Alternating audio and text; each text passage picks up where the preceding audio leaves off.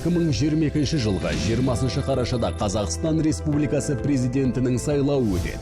Сайлау учаскелерінен тыс жерде дауыс беру.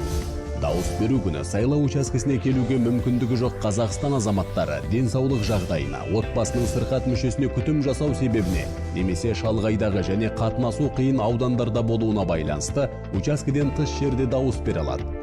Мұндай жағдайларда сайлаушы орналасқан жері бойынша дауыс беру туралы жазбаша өтініш бере алады. Өтініш беру мерзімі дауыс беру күні жергілікті уақыт бойынша сағат 12-ге дейін. Сайлау учаскесінен тыс жерде дауыс беруді ұйымдастыру кезінде дауыс беруге арналған тасымалданатын жәшікті сайлау комиссиясының 2 мүшесі алып жүреді. Байқаушылар және кандидаттың сенім білдірген адамдары комиссия мүшелеріне ілесіп жүруге құқылы. Бюллетень сайлаушыларға жазбаша өтініш пен жеке басын куәландыратын құжат негізінде беріледі. Сайлаушының дауыс беру құпиясы міндетті түрде сақталады. Қазақстан Республикасының орталық сайлау комиссиясы.